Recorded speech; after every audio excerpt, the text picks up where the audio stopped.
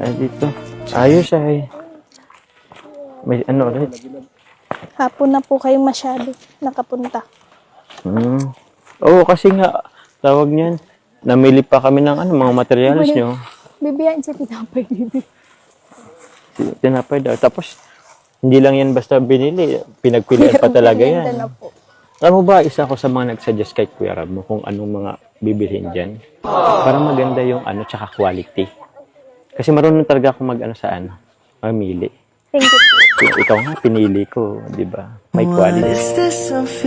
Kasi pag natapos yan, maganda yan. Ma-appreciate mo yung pinili namin. Sige na po, merienda na po. Sige. Gabi, naghanda na naman kayo. Lagi na lang napagpunta namin dito, lagi kayong may handang Siguro, tuwang-tuwa yung mga carpenter dito. Alagang-alaga nyo sa merienda. Huwag mo rin masyadong spoiled yung mga karpintero. Kasi, baka ma-spoiled yan. Baka hindi na magtrabaho sa ibang bahay. Dito na mamalagi.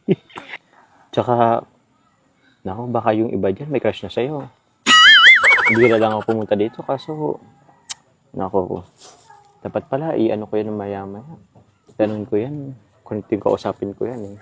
Alam mo naman ako, medyo may pagkasiloso. Huwag po kayong mag-alala, mababait naman po sila eh. Tsaka hindi ko naman po kayo ipagpapalit. Uy, Joke lang po. chocolate. Grabe. Kailan ka ba magsiseryoso sa sabihin mo? Lagi mo lang mag-joke. Hindi pa rin ako Hindi ka nakasiguro dyan. Ang siloso niyo po Sakto lang din naman. Hindi naman totally. Di pa man lang po nagiging tayo. Grabe yung selos niyo. Di yun siloso. Gusto ko. Yun lang talaga, pag nagmamahal ako. Gusto ko, yung taong mahal ko, halos focus, hindi naman totally focus, pero dapat sa akin lang. Yeah. Gusto ko lang naman ng assurance na nasa akin ka lang. Wala po ba kayong tiwala sa akin? Ako, meron akong tiwala sa iyo, 100%. Pero yung mga taong nasa paligid mo.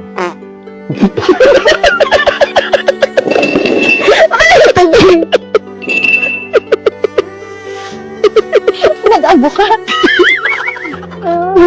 Pero dun sa ibang tao, wala akong tiwala 100%. Kaya yun. Ako po kasi may tiwala sa inyo. Ilang porsyento? 100 po. Kanya na rin. Grabe naman. Simple. Kaya sana po huwag niyong sisirain yung tiwala ko. Hindi. Hindi ko sisirain. At wala akong planong sirain yan. Teka. Parang nakatakot ka naman Sa buong pagsasama natin, parang ngayon lang ako natakot sa'yo Parang napakaseryoso mo din. Yun. Sabi ko nga, wala na akong plano. Wala na akong planong sirain yung tiwala ko. Kakaasa. Tsaka, ba't pa natin napag-usapan yung tiwala? Hindi meron.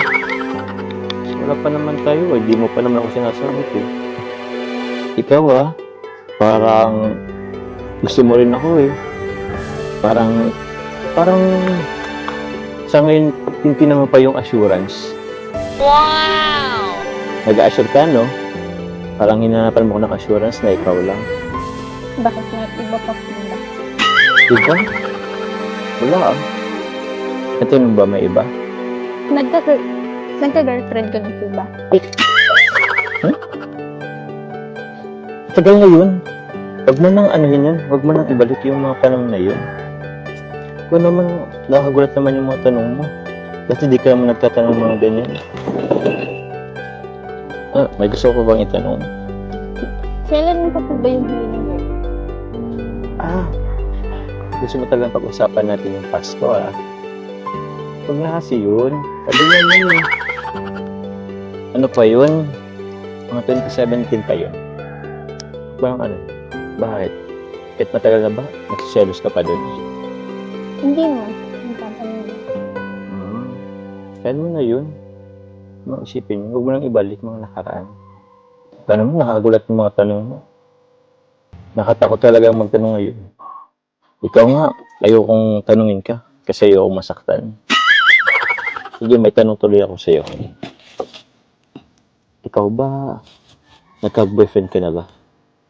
Hindi pa po. Oo? So, una mo ako, if ever. Crush lang po, nung high school.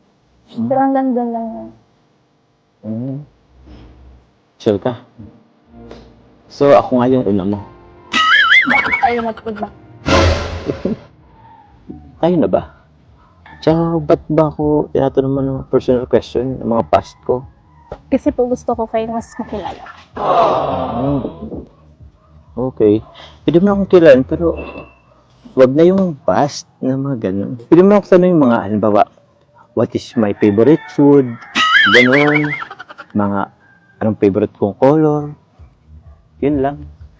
Wag na lang mas, kasi yung tanong mo, grabe, personal masyado. Tapos yung mga nakaraan pa yan. Buksa tayo sa present. Ikaw ba? O sige. Ano bang mga paborito mong kulay? Yellow po. Yellow. Teka. Since natanong ko yung kulay, ano bang gusto mong maging kulay ng bahay mo? Sila Kuya Rab naman na po yung bahala. Sila Kuya Rab, sila Kuya Rab mo naman is, tatanungin ka lang din naman yan kung anong paborito mong kulay. Since, paborito mo naman yung yellow, ano kaya kung yellow na lang yung bahay niyo? Tingin mo? Sige po. Okay, din sa'yo yun. Tsaka alam ko, yellow din yung paboritong kulay ni Kuya Bal. Feeling ko, magusto niya yun pag nakita niya to. Ako, sigurado yan.